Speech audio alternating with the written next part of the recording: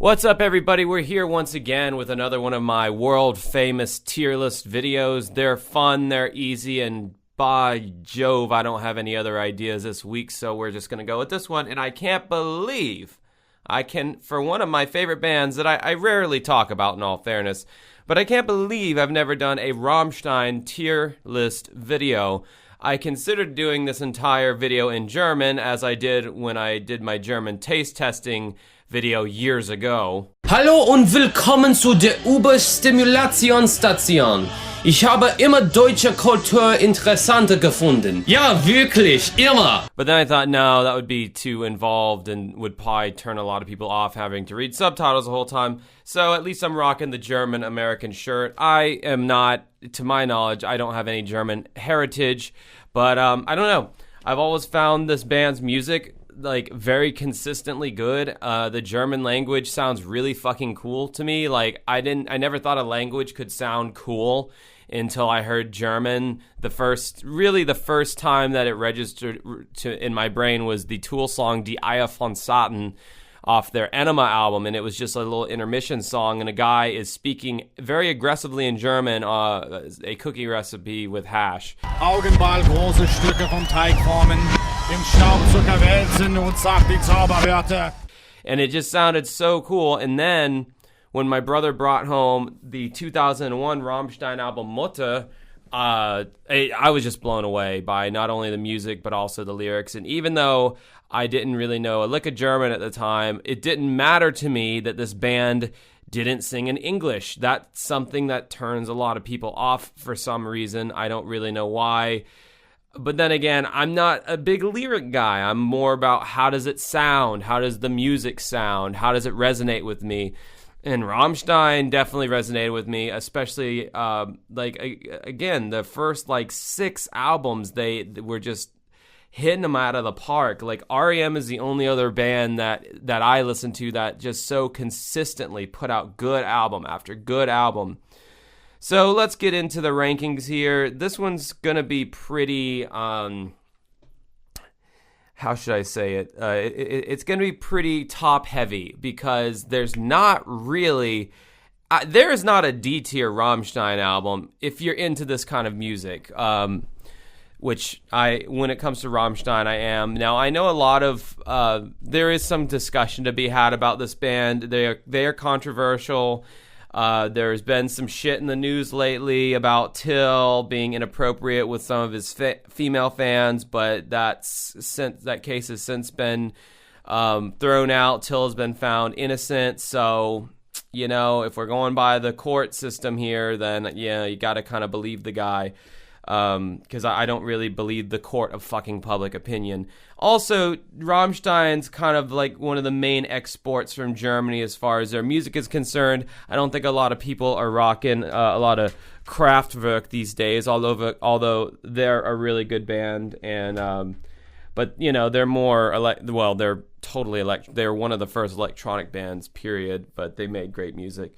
But anyway, when most people think German music, metal, they think Rammstein. And a lot of Germans get annoyed by that. And a lot of Germans don't like Rammstein. And they, quite frankly, think Americans are kind of stupid for thinking that this is the end-all, be-all German band. So, and I get that. But hey, man, they wouldn't be as big as they were if they wrote shit music. Just saying. Okay, so their first album, Herzeleid. That's S-tier album. Great songs on that record. The opening song, Wollt ihr das Bett in Flammen sehen? The like you can't fuck with the brutalness of that riff. It pulls you in right away. This album, their first album and their second album to a lesser degree, was very much like AC/DC in the sense of they would get a guitar formula. They'd get one riff that worked for them, and they would just kind of rock that riff throughout the entire song, almost to the point of teetering on it being monotonous. But it never really got to that point with this band, because I don't know. And for this being a first album, and it came out in 1995, by the way, which is so ahead of its time for the kind of music they were doing, because nu metal wasn't even... We were still in the middle of 90s alternative rock. The Smashing Pumpkins had put out Melancholy and the Infinite Sadness that year. And then they come out with this heavy metal / industrial album with all these weird use of the synthesizer and all that. Like they were really like ahead of their time in a lot of ways that people don't want to give them credit for. So yeah, a lot of like very similar riff usage on this album. We can get to Der Meister, very heavy riffs. Usually the formula on this album is the chorus will be some heavy guitar chugging or just big open riff, and then the keyboard is doing something melodic over that, which always suckers me and draws me in. Just great song after great song. These are all just classics in the Rammstein category. Weißes Fleisch, Asche zu Asche, Siemen, their one ballad on the record, which is a really beautiful song. And then the distorted guitars come in. Like this album, man, is just so good. Das alte Lied is probably a deep cut off of this record that they don't really play live, but it's really cool. Zeit had this interesting moment during their Live aus Berlin 1998 DVD where they slowed down the riff. It's like to where it was like going really slow, and my dad was watching. He's like, I've never heard a band do that live in my entire life. My dad was from the country, from the South. But no, this is a fucking S tier album, 100%. And I don't know why, but in America we got this album cover instead of the blooming flower cover that the rest of the world got. There was some controversy around this cover when it first came out. Rammstein being a East German band at the time, the wall was still up when they formed. Them being an East German band, there was a lot of like reservations against them when they came out. And then they put out this cover, and it's got this very Aryan supremacy kind of vibes to it, knowing that they are German. And it was stupid, and it's kind of a racist to a certain degree. If you want to call Germans a race, I guess they would be Caucasian, so maybe not. But if Germans are a race, it is kind of racist to assume that just because they look the way they do and they presented themselves the way they did, that they have any kind of Nazi affiliation or anything like that. None of them do or have. And anytime that stereotype gets brought up about them, oh, they're a Nazi band, it kind of makes, ever heard the phrase punch a Nazi? It kind of makes me want to punch the person who calls Rammstein Nazis, because to me that's just as ignorant as someone being a Nazi. Calling someone a Nazi who is not a fucking Nazi is also just as ignorant. Up next, we have Sehnsucht. This goes into the S tier. This is kind of this is the record that really like kind of annoys. Doesn't annoy me, but it annoys me that when you say Rammstein, what's the first thing people, aside from the Nazi shit, what's the second thing they say? Du hast. Yes, Du hast came off of this album, and I guess it's their biggest song. I don't know. What are their top fives on Spotify? Let's see what Spotify. Oh, Zona. Du hast has more plays though, but Zona is above Du hast. Zona is a much better song than Du hast. So yeah, this was kind of the first album was a warm up, great warm up, but warm up nonetheless.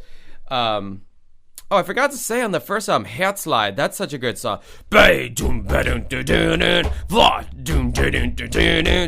so fucking badass, man. Gotta love those riffs. Anyway, on Sehnsucht, we get the opening, which we're seeing more keyboard usage, more sampling, which was cool. It's the monk chanting. Trust me, it sounds a lot cooler than that. Then, a lot of their kind of classic songs are on this album, like Engel and Du hast, the very controversial Bürg dich, which means like bend over. And so when they would do this song live, man, there's so much about Rammstein that will get me demonetized, but I guess my channel is still small enough to where it doesn't matter.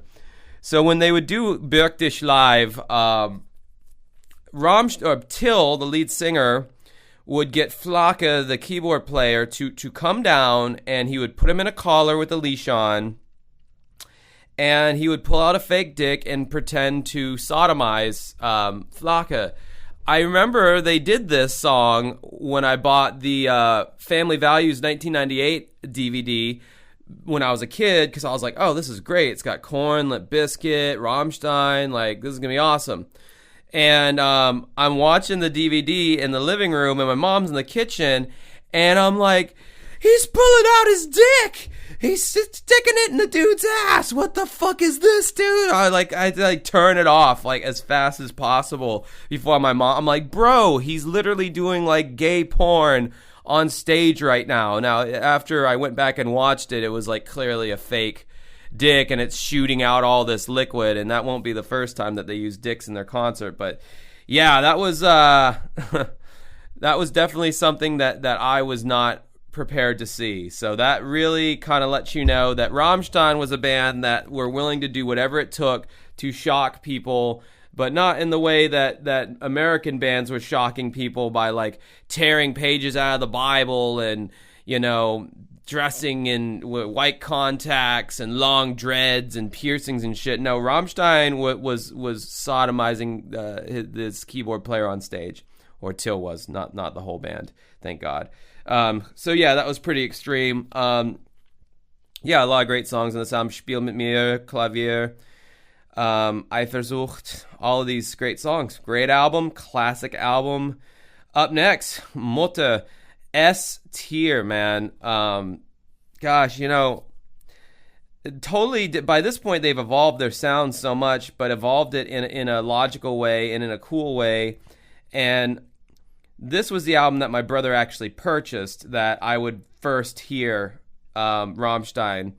And man, these songs are so great. So I had heard their guitar player, Richard Crispe, had basically written a lot of these songs on like his laptop, just without the band.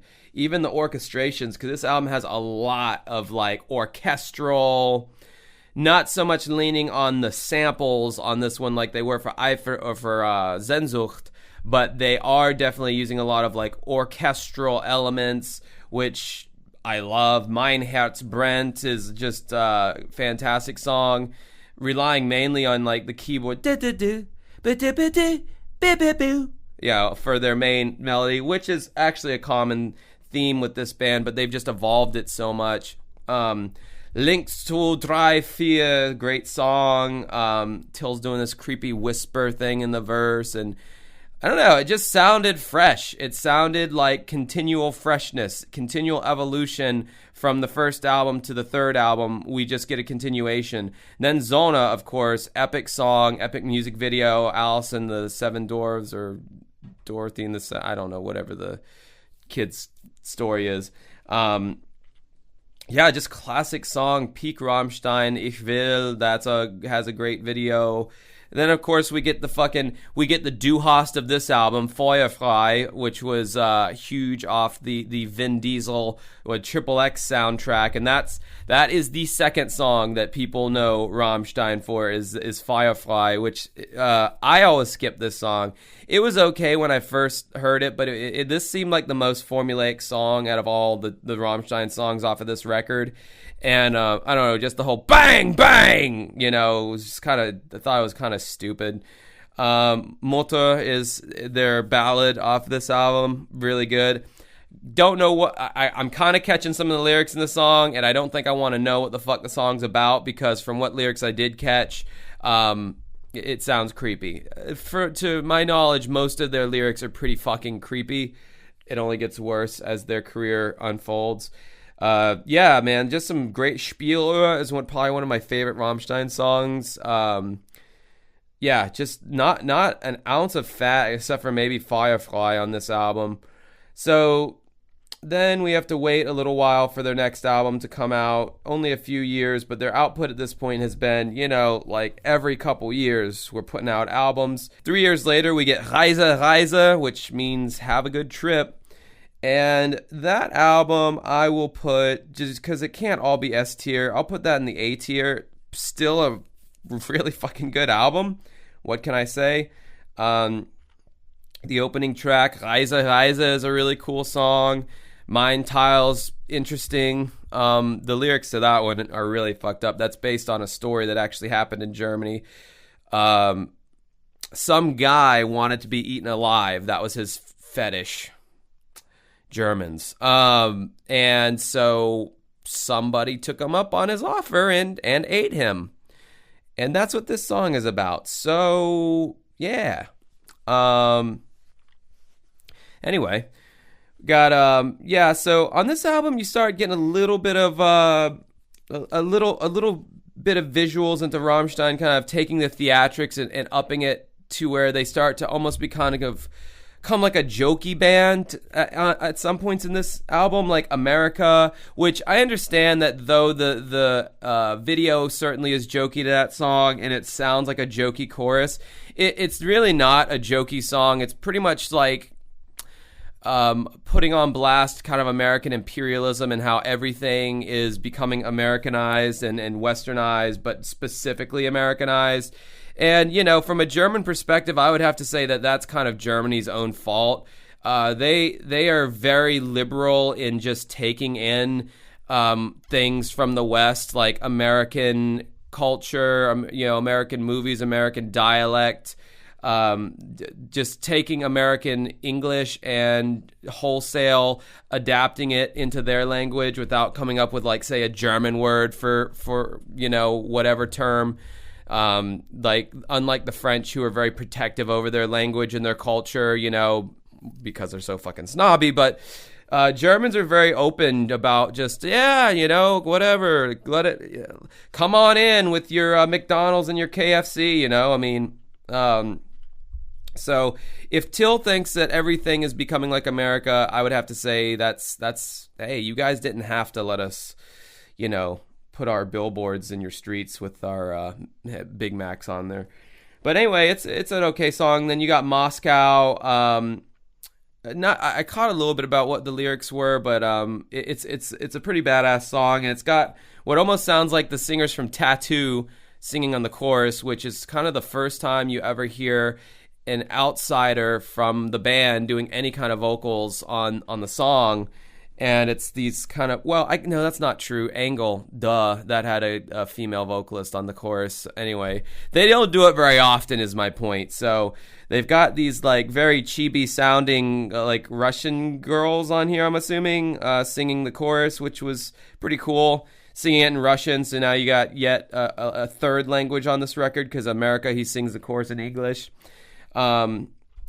Then you have Morgenstern is probably my favorite song off of this album. It slaps. I don't understand why it's got some of the lowest plays on this record, when it's, like, to me, one of the best songs.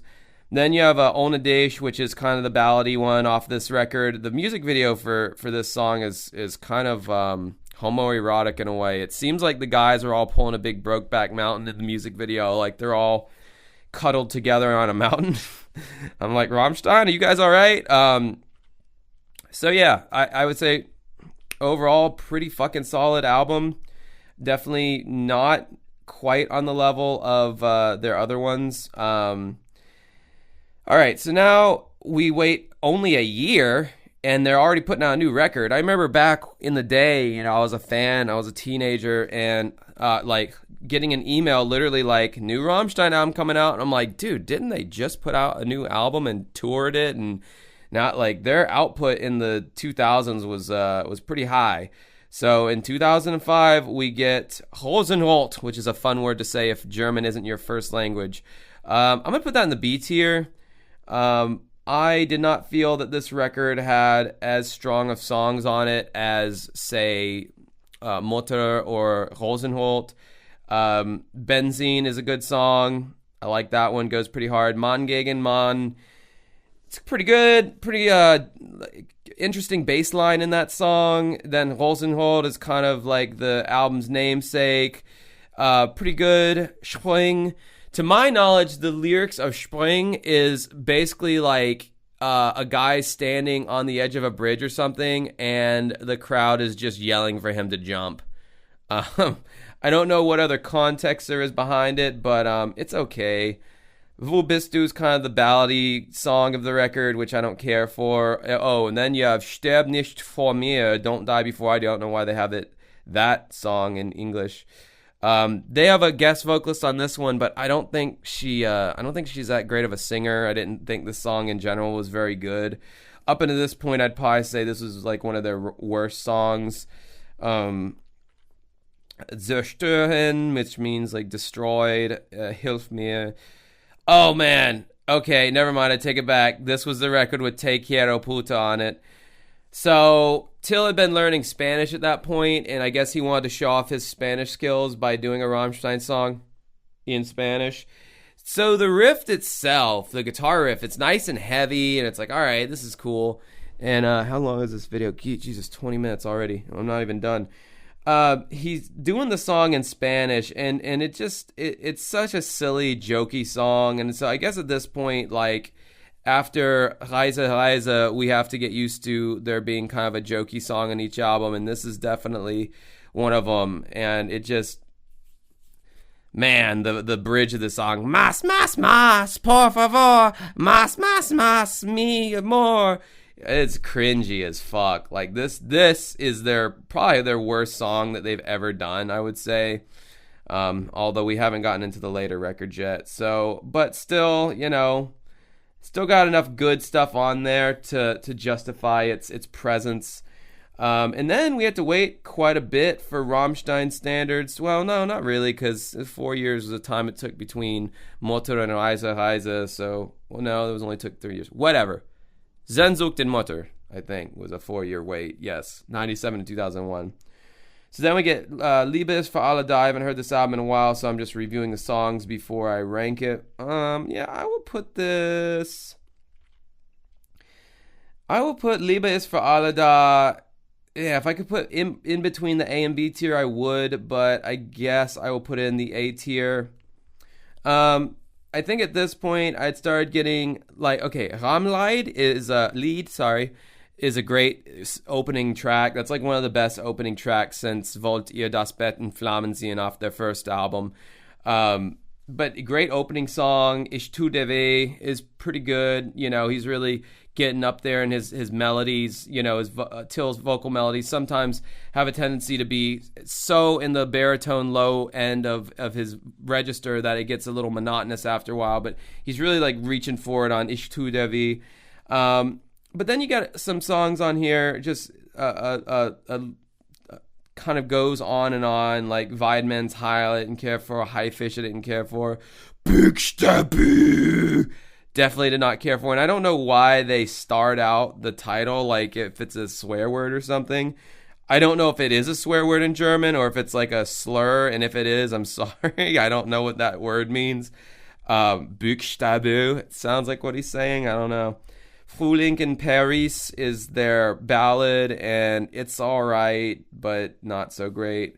Wiener Blut. I don't even know if I remember how that one sounds. And then, of course, the jokey meme song off of this record, Pussy. The infamous song where the chorus goes, "You've got a pussy! I have a dick! So what's the problem? Let's do it quick!" It's kind of a catchy song. It's so ridiculous though that I skip it because I don't know. It's kind of stupid. It kind of like causes me embarrassment even when I'm listening to it alone. The music video famously debuted on like Pornhub because I don't know to this day if they're like deep fakes or if they're using some kind of weird, I'm not going to say AI because AI technology was not around in 2009, but they got these guys who look very much like them fucking like chicks. Like that is the music video, is just them. I mean, they're doing a bunch of quick cuts and all that, so they're cutting it like a music video, but the scenes are them in various sexual characters. Like I think one of them's a cowboy, one of them's into BDSM. Yeah, and they're just like having sex with women in the video. Like they show everything.